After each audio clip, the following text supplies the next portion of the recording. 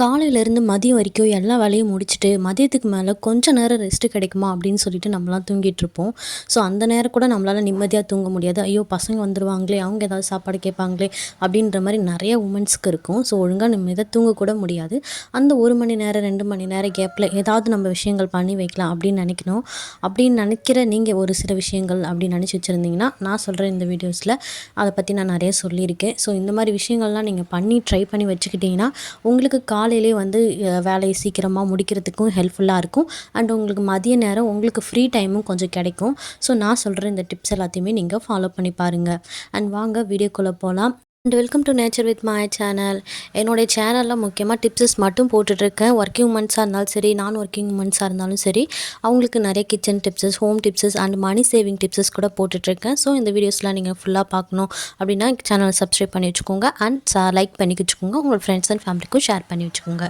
இன்றைக்கி காலையில் எழுந்த உடனே வீட்டு வேலை சாப்பாடு எல்லாம் செஞ்சு முடிச்சுட்டு அதுக்கப்புறம் ஃபைனலாக செடிங்களுக்கெல்லாம் தண்ணி ஊற்ற வந்துடுவேன். டெய்லியுமே இந்த வெயிலில் செடிங்களுக்கு தண்ணி ஊற்ற வேண்டியதாக இருக்குது. ஊற்றலைன்னா செடியெல்லாம் நல்லா காஞ்சி போயிடுது. உங்கள் சைடில் வெயில் எப்படி இருக்குன்ட்டு கமெண்ட் பாக்ஸில் சொல்லுங்கள். எங்களுடைய சைட்லலாம் பார்த்திங்கன்னா ரொம்ப வெயில் தாங்க முடியல. ஸோ டெய்லிக்குமே வந்து செடிங்களுக்கெலாம் தண்ணி விட வேண்டியதாக இருக்குது. ஸோ எல்லாத்துக்கும் தண்ணியெல்லாம் விட்டுட்டு அதுக்கப்புறம் துணி காய வைக்கிறதுக்கு ரெடி பண்ணிட்டேன். நான் வந்து வாஷிங் மிஷினில் தான் போடுறதுனால எல்லா துணியும் தூக்கிட்டு போயிட்டேன். இப்போ நான் வந்து 6th மந்த் ப்ரெக்னெண்ட்டாக இருக்கிறதுனால கொஞ்சமாக துணி போட்டுட்டு அதை மட்டும் நான் எடுத்துகிட்டு போய்க்கிறேன். ஸோ இது எல்லாத்தையும் முடிச்சுட்டு அதுக்கப்புறம் நம்மளுடைய வேலைகள்லாம் முடிச்சுட்டு கொஞ்சம் நேரம் நமக்கு ஃப்ரீ டைம் கிடைக்கும். ஸோ அந்த மாதிரி டைமில் நம்ம குழந்தைங்க ஸ்கூலுக்கு போகிற குழந்தைங்க வச்சுருந்தாலும் சரி, இல்லை வந்து பேபிஸ் 2 இயர்ஸ் இல்லை 1 இயர்ஸ் அந்த மாதிரி பேபிஸ் வச்சுருந்தாலும் சரி, நான் சொல்கிற இந்த டிப்ஸ் எல்லாம் நீங்கள் ஃபாலோ பண்ணி வச்சுருந்தீங்கன்னா அவங்களுக்கு சீக்கிரமாக நம்ம ஸ்கூலுக்கு கிளப்புறதுக்கு குக்கிங்கில் ரொம்பவே ஹெல்ப்ஃபுல்லாக இருக்கும். அண்ட் அவங்களுடைய ஹெல்த்துக்கும் ரொம்பவே யூஸ்ஃபுல்லாக இருக்கும். ட்ரை பண்ணி பாருங்கள். என்னடா துணி இதில் காய போகிறேன்னு பார்க்காதீங்க. எங்களுக்கு வந்து இதில் காய போட்டு பழக்கமாகிடுச்சு. அண்ட் இது ரொம்பவும் ஈஸியாகவும் இருக்கும். எங்களுக்கு இது அந்த சைடும் வீட்டுக்காரங்க எதுவுமே சொல்லலை. ஸோ நாங்கள் இதிலே தான் காய வச்சுட்டு இருந்தோம். அந்த சைடில் முருங்கை மரம் விழுந்துருச்சு பாருங்களா, அதில் வந்து கொடி கட்டி வச்சுருந்தோம். அந்த கொடி வந்து ரீசெண்டாக அந்த முருங்கை மரம் சாஞ்சதுனால வேஸ்ட்டாக போயிடுச்சு. ஸோ அதனால் இப்போயும் வந்து இந்த சைட்லேயே வந்து காய வச்சுட்டு இருப்போம். இதனால் வந்து நாங்கள் எந்த ஒரு பின்னும் போட மாட்டோம். அந்த கொக்கிலே போயிட்டு அதை மாட்டிக்கிற மாதிரி இருக்கிறதுனால கீழேயும் விழாமல் அப்படியே தான் இருக்கும். ஸோ எல்லாத்தையுமே வந்து இதிலே நான் போட்டுட்டு வந்துடுவேன். ஃபைனலாக எல்லா ஒர்க்கையும் முடிச்சாச்சு. அதுக்கப்புறம் முருங்கைக்கீரை பறிக்க ஆரம்பிச்சிடலாம். முருங்கைக்கீரை வச்சு நான் இன்றைக்கி நிறைய டிஷ்ஷஸ் போட்டிருப்பேன். நான் சொல்கிற இந்த டிஷ்ஷஸில் வந்து நான் வெறும் முருங்கைக்கீரையை வச்சு மட்டும்தான் போட்டிருப்பேன். இது கூட நான் எந்த ஒரு இதுவுமே சேர்க்கலை, எந்த பருப்புமே சேர்க்கலை. எனக்கு வந்து இது ப்ளைனாக இருக்கிறது தான் ரொம்பவே பிடிச்சிருந்தது. ஸோ அதனால் வந்து வெறும் முருங்கைக்கீரையை மட்டும்தான் நான் எடுத்துக்கிட்டேன். நீங்கள் பறிக்கும் போதே பூச்சி இல்லாததாக பார்த்து நல்லா கொழுந்தாக இருந்தால் கூட பரவாயில்ல, நல்லா பெருசாக இருந்தாலும் பரவாயில்ல, அழகான நல்ல க்ளீனாக இருக்கிற கீரையாக பார்த்து நல்லா பறித்து எடுத்துக்கோங்க. அதுக்கப்புறம் வந்து நான் நல்லா ஃப்ரெஷ்ஷாக இருக்கிறதுனால முன்னாடி நாள் மழை பெஞ்சதுனால நான் அது எதுவும் பண்ணலை. ஸோ எல்லாத்தையும் எடுத்துகிட்டு நல்லா உதறிட்டு ஃபுல்லாக க்ளீன் பண்ண ஆரம்பிச்சாச்சு.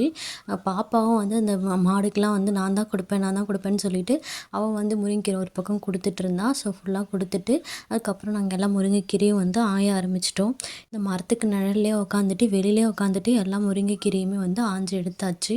இது ஆயும் போது பார்த்திங்கன்னா ரொம்ப நிறையா இருக்கிற மாதிரி தெரியும். நிறையா முருங்கைக்கீரையை ஃபுல்லாகவே வந்து இந்த மாதிரி உருவி எடுத்து வச்சுக்கிட்டோம். அதுக்கப்புறம் இதை வந்து நல்லா வெயிலில் காய வைக்கணும். நீங்கள் 2-3 நாள் காய வச்சாலும் பரவாயில்ல. கொஞ்சம் வந்து வெயில் கம்மியாக இருந்தால் 2-3 நாள் காய வைக்கலாம். இப்போ அடிக்கிற வெயிலுக்கு பார்த்திங்கன்னா ஒரே நாள்லேயே இந்த முருங்கைக்கீரை சரக்க காஞ்சு போயிடுது. நம்ம தொட்டால் அப்படியே ஃபுல்லாக சரக்க உடஞ்சி போயிடுது, நொறுங்கி போகிற அளவுக்கு சூப்பராகவே ஒரே நாள்லேயே காஞ்சு போயிடுது. ட்ரை பண்ணி பாருங்கள். என்ன தான் வந்து இது இப்படி காஞ்சு இருந்தாலுமே இதை வந்து நம்ம என்ன பண்ணணும், ஒரு தடவை வந்து வானலில் போட்டு நல்லா வறுத்து எடுத்துக்கணும். ரொம்ப ஹீட்டில் நீங்கள் வறுத்திங்கன்னா கருகி போன மாதிரி ஆகிடும். ஸோ மிதமான சூட்டில் வச்சுட்டு கொஞ்சம் ரோஸ்ட் பண்ணி எடுத்துக்கணும். இந்த மாதிரி ரோஸ்ட் பண்ணுறதுனால பூச்சிங்கள் எதுவும் வராமல் இருக்கும். ரொம்ப நாளைக்கு நம்மளால் வந்து ஸ்டோர் பண்ணி வச்சுருக்க முடியும். ஸோ அதனால் வந்து இந்த ஸ்டெப்பை வந்து கண்டிப்பாக ஃபாலோ பண்ணணும். ஃபுல்லாக வந்து நொறுங்கி தான் வந்துருச்சு, அப்புறம் ஏன் நான் வந்து திருப்பி வறுக்கணும் அப்படிலாம் நினைக்காதீங்க. கண்டிப்பாக இந்த ஸ்டெப்பை ஃபாலோ பண்ணிச்சுங்க. அப்போ தான் ரொம்ப நாளைக்கு வந்து கீரை அப்படியே இருக்கும். ஸோ நான் நிறையா இருக்கிறதுனால 2 பார்ட்டாக பிரித்து போட்டு அதுக்கப்புறம் வந்து கொஞ்சம் வறுத்து எடுத்துக்கிட்டேன். இப்போது இதில் இருக்கிற எல்லாத்தையுமே வந்து நல்லா சரக்க வந்து காய வச்சிடணும்.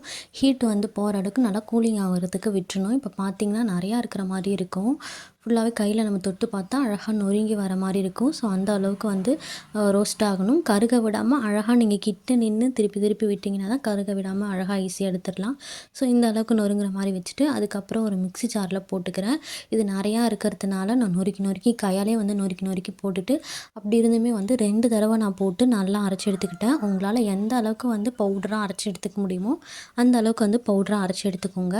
அவ்வளோதான். இதை வந்து ஒரு ஏர் டைட்டாக இருக்கிற ஒரு கண்டெய்னர்ஸில் போட்டு நீங்கள் ஸ்டோர் பண்ணி வச்சுக்கலாம். ஃப்ரிட்ஜ்லேயும் வச்சுக்கலாம், இல்லை வெளியிலையும் வச்சுக்கலாம். எப்படி வச்சாலுமே வந்து நல்லா நீங்கள் அழகாக எடுத்து வச்சுட்டிங்கன்னா ஒரு 6 மாதத்துக்கு அப்படியே வரும். இப்போ நான் அரைச்சி வச்சுருக்கிற இந்த பவுட்ரு பார்த்திங்கன்னா ஒரு அரை பாக்ஸ் மட்டும்தான் வந்துச்சு. பார்க்குறதுக்கு எவ்வளோ நிறையா இருக்கிற மாதிரி இருந்துச்சு. ஆனால் அரைச்சி பார்த்திங்கன்னா கொஞ்சம் பவுட்ரு தான் வந்த மாதிரி இருந்தது. இது வந்து எனக்கு 1 மாதத்துக்கே வந்து தாங்காதுன்னு சொல்லலாம். 1 மாதம் முடிஞ்சு ஒரு 1.5 மாதம் இருக்கும், அவ்வளோதான். அதுக்கு மேலெலாம் வந்து வராது எனக்கு. ஏன்னா நான் வந்து இந்த பவுட்ரை அதிகமாக யூஸ் பண்ணுவேன். இது வந்து பாப்பா யூஸ் பண்ணுறத விட நானும் அதிகமாக யூஸ் பண்ணுவேன். எப்போலாம் பாப்பா வந்து சாப்பிட்றாளோ அப்போலாம் வந்து நானும் சாப்பிட்டுக்குவேன். ஏன்னா அவளுக்கு பிடிக்கிறது அவ்வளோ விரும்பி சாப்பிடுவா. எனக்கும் ரொம்ப பிடிச்சதுனால நானும் திருப்பியும் அதை செஞ்சு சாப்பிட்டுக்குவேன். ஸோ அந்த அளவுக்கு டேஸ்ட்டாக இருக்கும். எனக்கு வந்து இது ப்ளைனாக இருக்கிறது தான் பிடிக்கும். ஸோ அதனால் நானும் இப்படி சாப்பிட்ருவேன்.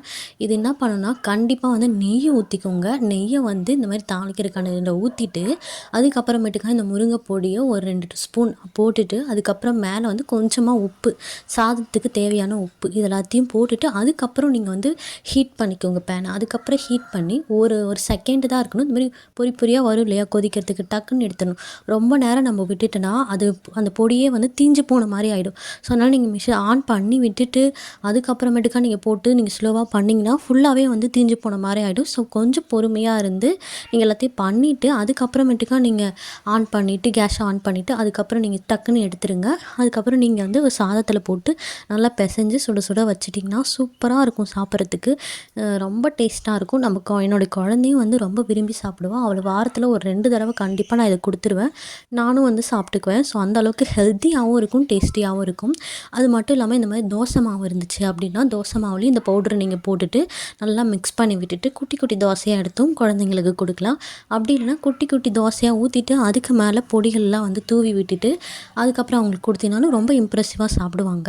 எப்படியாவது ஒரு முறையில் இந்த முருங்கைக்கீரையை நம்ம அவங்களுடைய உணவில் சேர்த்துட்டு வந்தால் ரொம்பவே ஹெல்த்தியாகவும் சூப்பராகவும் இருக்கும். ட்ரை பண்ணி பாருங்கள். எனக்கு ரொம்பவே பிடிச்ச ரெசிபிஸ் இது எல்லாமே. நீங்கள் முருங்கைக்கீரையை வச்சு என்னெல்லாம் பண்ணுவீங்கன்னு கமெண்ட் பாக்ஸில் சொல்லுங்கள். யூனிக்காக இருக்கிற மாதிரி சொல்லுங்கள். வாங்க நெக்ஸ்ட் டிப் என்னன்னு பார்க்கலாம்.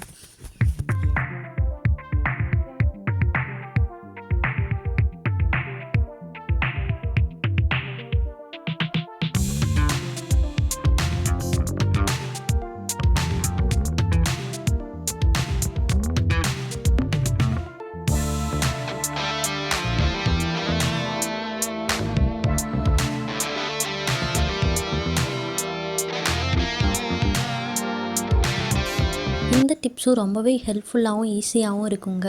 இந்த டிப்ஸுக்கு நம்ம கருப்பு கவுனி அரிசி இருக்கு இல்லையா, அந்த அரிசியை தான் யூஸ் பண்ணிக்க போகிறோம். இதில் வந்து பொங்கல்லாம் நான் நிறையா டைம் வச்சுருக்கேன். அது பொங்கல் பார்த்திங்கன்னா எனக்கு அப்படியே பஞ்சாமிர்தம் சாப்பிட்ற மாதிரியே இருக்கும். எனக்கு வந்து அது பிடிக்காது. ஆனால் மற்றவங்களும் நல்லா விரும்பி சாப்பிடுவாங்க. நான் பாப்பாவுக்கும் கொடுத்தப்போ பாப்பாவும் அதை சாப்பிட மாட்டேன்னு சொல்லிட்டா. ஸோ அவளுக்காக வந்து இதை எப்படி கொடுக்கலான்னு சொல்லிட்டு நான் இந்த ஐடியாவை ஃபாலோ பண்ணியிருந்தேன். ரொம்பவே ஈஸியாகவும் இருந்துச்சு அண்ட் அவங்க இதை ரொம்பவே விரும்பியும் சாப்பிட்டாங்க. நீங்களும் ட்ரை பண்ணி பாருங்கள். எப்படி பண்ணுறதுனா இந்த கருப்பு கவுனியை வந்து நைட்டே தண்ணியில் நல்லா ஊற வச்சிடணும் ஃபுல்லாகவே. நான் அதை வந்து கிளிப்ஸை எடுக்கலை. ஸோ நல்லா நைட்டு நல்லா தண்ணியில் ஊற வச்சுட்டு நல்லா 2-3 தடவை நல்லா வாஷ் பண்ணி எடுத்துக்கோங்க. வாஷ் பண்ணிவிட்டு தண்ணியில் நல்லா ஊற வச்சுக்கோங்க. மார்னிங் பார்த்திங்கன்னா நல்லா ஊறி வந்திருக்கும். அதை அப்படியே வந்து இன்னொரு தடவை வந்து நல்லா வாஷ் பண்ணி எடுத்துட்டு அழகாக அதில் இருக்கிற தண்ணி எல்லாத்தையுமே வடிகட்டி விட்டுட்டு அந்த பிளேட்லேயே வந்து ஃபுல்லாக ஸ்ப்ரெட் பண்ணி விட்டுட்டு அதை நல்லா வெயிலில் காய வச்சுருந்தேன். நான் வந்து ஒரு 2 டேஸ்க்கு காய வச்சுருந்தேன். ஸோ 2 டேஸ் நல்லா காஞ்ச பிறகு பார்த்திங்கன்னா அந்த மாதிரி தான் இருந்திருக்கும். நல்லா ட்ரையாக சூப்பராக இருந்துச்சு. ஸோ அதுக்கப்புறமேட்டுக்கா நம்ம எப்பயும் போல் இன்னொரு தடவை வானலில் போட்டு நல்லா வந்து ரோஸ்ட் பண்ணி எடுத்துக்கிட்டேன். ஸோ நல்லா திரும்பவும் ரோஸ்ட் பண்ணால் தான் வந்து கெடாமல் அப்படியே இருக்கும். ஸோ ட்ரை பண்ணி பாருங்கள். இப்போ வந்து இது நல்லாவே வந்து வறுபட்டு வந்துருச்சு. இதை வேறு ஒரு பாத்திரத்துக்கு மாற்றிக்கலாம். இப்போ இது நல்லாவே வந்து கூல் பண்ணுறதுக்கு விட்டுடலாம். அதுக்கப்புறமேட்டுக்கா நம்ம ஒரு மிக்ஸி ஜாரில் மாற்றிட்டு நல்லா பவுட்ராக அரைச்சி எடுத்துக்கலாம். உங்களால் எந்த அளவுக்கு பவுட்ராக்க முடியுமோ அந்த அளவுக்கு பவுட்ராக்கி எடுத்துக்கோங்க. ஸோ இது கருப்பு கவுனியாக இருக்கிறதுனால நல்லா பவுட்ராக்கிறது ரொம்பவே இம்பார்ட்டன்ஸ். அப்படி பண்ணும்போது தான் வந்து சீக்கிரமாக வந்து நல்லா வெந்து வரும். அதுக்கப்புறம் இது ஒரு ஏர் டைட்டான கண்டெய்னர்ஸில் போட்டுட்டு நல்லா ஸ்டோர் பண்ணி வச்சுக்கலாம். இதை வந்து நம்ம ரொம்பலாம் அதிகமாக வந்து அரைச்சி வைக்க தேவையில்ல. கொஞ்சம் கொஞ்சமாக நம்ம அரைச்சி வச்சுக்கலாம். இப்போ நான் பார்த்திங்கன்னா ஒரு 200 கிராம் அரிசி அப்படி தான் யூஸ் பண்ணியிருப்பேன். ஸோ அதனால் நீங்கள் கம்மியாகவே யூஸ் பண்ணிக்கலாம். இது வந்து நம்ம ஸ்டோர் பண்ணி ஃப்ரிட்ஜில் வச்சுருந்திங்கன்னா கொஞ்சம் நாளைக்கு இருக்கும். ரொம்ப நாள் வந்து வச்சுருக்க முடியாது. ஒரு 6 மந்த் அந்த மாதிரிலாம் வச்சுருக்க முடியாது. ஸோ அதுக்கு முன்னாடி நம்ம யூஸ் பண்ணுற மாதிரி இருந்தால் தான் நல்லாயிருக்கும். ஸோ அதனால் வந்து கொஞ்சமாக வந்து அரைச்சி எடுத்துக்கிறேன். இதை வந்து ஒரு பாக்ஸில் போட்டுக்கிறேன். இது ஏர் டைட்டாக இருக்கிற மாதிரி போட்டுக்கிறேன். ஸோ இதை ஸ்டோர் பண்ணி வச்சுக்கலாம். அதுக்கப்புறம் ஒரு பாத்திரத்தில் பாலை ஊற்றி நல்லா காய வச்சு எடுத்துக்கோங்க. பால் நல்லா காஞ்சதுக்கு அப்புறமேட்டுக்கா இதில் ஒரு 2 ஸ்பூன் அதில் போட்டுட்டு நல்லா மிக்ஸ் பண்ணி விட்டுருங்க. நீங்கள் வந்து சூடாக இருக்கிற பாலில் ஊற்றுறீங்கன்னா தண்ணியில் வந்து இந்த 2 ஸ்பூன் போட்டுட்டு நல்லா கரைச்சி விட்டுட்டு அதுக்கப்புறம் கொதிக்கிற பாலில் நீங்கள் ஊற்றி நல்லா மிக்ஸ் பண்ணிக்கலாம்.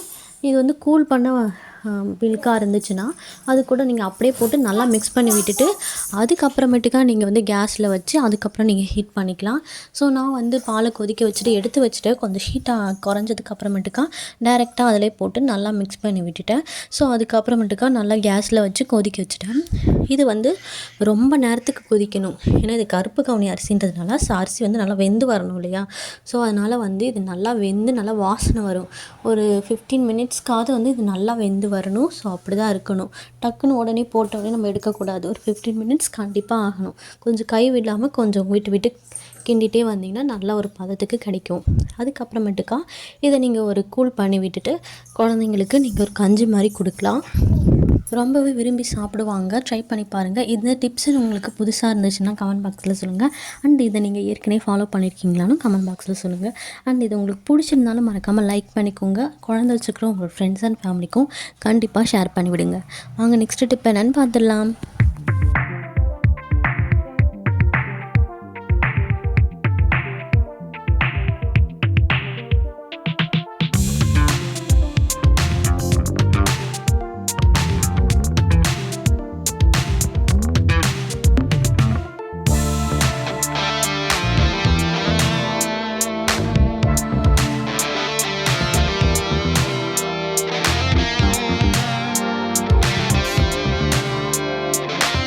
நெக்ஸ்ட்டு டிப்பு பார்த்திங்கன்னா இந்த வெந்தயத்தை வச்சு தான் பார்க்க போகிறோம். இது ரொம்பவே டிஃப்ரெண்ட்டாகவும் அண்ட் யூனிக்காகவும் இருக்கும். ட்ரை பண்ணி பாருங்கள். கண்டிப்பாக வந்து சூப்பராக இருக்கும். இந்த வெந்தயத்தை வந்து நம்ம காஃபி பவுட்ரு தான் செய்ய போகிறோம். வெந்தயத்தில் காஃபி பவுட்ரு கொஞ்சம் டிஃப்ரெண்ட்டாக தான் இருக்கும். ஃபஸ்ட்டு வந்து இந்த வெந்தயத்தை எடுத்துக்கோங்க. நான் ஒரு 100 கிராம் அளவுக்கு வெந்தயம் எடுத்துக்கிறேன். இதை வந்து வானலில் போட்டு நல்லா ரோஸ்ட் பண்ணி எடுத்துக்கிறேன். ஸோ நல்லா ப்ரௌன் கலரில் இன்னும் டார்க் ப்ரௌன் கலரில் ஆகிற மாதிரி இருந்தால் போதும். இதை நீங்கள் இப்படியும் பண்ணலாம். அப்படி இல்லைனா ரொம்ப வந்து பிளாக் கலரில் ஆகிற அளவுக்கு வரைக்கும் கூட இதை வந்து ரோஸ்ட் பண்ணி எடுத்துக்கலாம். அப்படி நம்ம ரோஸ்ட் பண்ணும்போது டீத்தூள் மாதிரி நம்ம யூஸ் பண்ணிக்கலாம். ஸோ இப்போ இதை வந்து நான் ப்ரௌன் கலரில் இருக்கிற மாதிரியே எடுத்துக்கிறேன். இப்போ இதை வந்து நல்லா ரோஸ்ட் பண்ணிவிட்டு நல்லா கூல் பண்ண விட்டுட்டு அதுக்கப்புறம் ஒரு மிக்ஸி ஜாரில் போட்டு அரைச்சி எடுத்துக்கிறேன். இப்போது திருப்பியும் அதில் வந்து உங்களுக்கு விருப்பப்பட்டால் வந்து ஏலக்காய் போட்டுக்கலாம். ஒரு 3 ஏலக்காய், சுக்கு வந்து நல்லா இடிச்சிட்டு கொஞ்சம் பஞ்சு பஞ்சாக ஆனதுக்கு அப்புறமேட்டுக்கா மிக்ஸி ஜாரில் போட்டுக்கோங்க. அதுக்கப்புறம் மிளகு ஒரு 2-3 உங்களுக்கு குழந்தைங்க இல்லாத அப்படின்னா நீங்கள் கொஞ்சோண்டு மிளகு போட்டுக்கலாம். அவங்களுக்கு தனியாக மட்டும் செஞ்சுக்கிறேன் அப்படின்னா நான் வந்து மிளகு ஒரு 4 மிளகு மட்டும் போட்டுக்கிறேன். இப்போ வந்து இது கூட காஃபி பவுடரும் சேர்த்துக்கணும். இப்போ வந்து 100 கிராம் நான் மிளகு எடுத்துருக்கேன் அப்படின்னா ஒரு 50 கிராமாவது காஃபி பவுட்ரு போடணும். அப்படி போடும்போது தான் நல்லா ஈக்குவல் ஆகிட்டு நல்லா டேஸ்ட் வந்து அதிகமாக கிடைக்கிது. நான் வந்து கம்மியாக வந்து காஃபி பவுட்ரு போட்டுட்டேன். கொஞ்சம் அதிகமாக தான் போட்டிருக்கணும். ஸோ இந்த மாதிரி நீங்கள் யூஸ் பண்ணிக்கோங்க. போட்டுட்டு நல்லா வந்து அரைச்சி எடுத்துக்கோங்க பவுட்ராக. ஸோ நல்லா வாசனையாகவும் இருக்கும், டேஸ்ட்டாகவும் இருக்கும். இதுக்கப்புறம் வந்து பாலை நல்லா கொதிக்க வச்சுட்டு நம்ம ஃபில்டர் காஃபி பவுட்ரு வந்து எப்படி யூஸ் பண்ணுவோமோ அந்த மாதிரி போட்டுட்டு இது ஒரு 10 நிமிஷத்துக்கு கொதிக்க விட்டுட்டு அதுக்கப்புறம் நீங்கள் நல்லா ஃபில்டர் பண்ணி எடுத்துகிட்டு குடிச்சிங்கன்னா ரொம்பவே டேஸ்ட்டாக இருக்கும், சூப்பராகவும் இருக்கும். தேவையான அளவு சுகரும் போட்டுக்கோங்க. இதில் நாட்டு சர்க்கரையும் தேவைப்பட்டால் நீங்கள் சேர்த்துக்கலாம். ஸோ ட்ரை பண்ணி பாருங்கள். இந்த வீடியோ உங்களுக்கு பிடிச்சிருக்குன்னு நினைக்கிறேன். பிடிச்சிருந்தா மறக்காமல் லைக் பண்ணி சப்ஸ்கிரைப் பண்ணிக்கோங்க. அண்ட் தேங்க்ஸ் ஃபார் வாட்சிங் திஸ் சேனல்.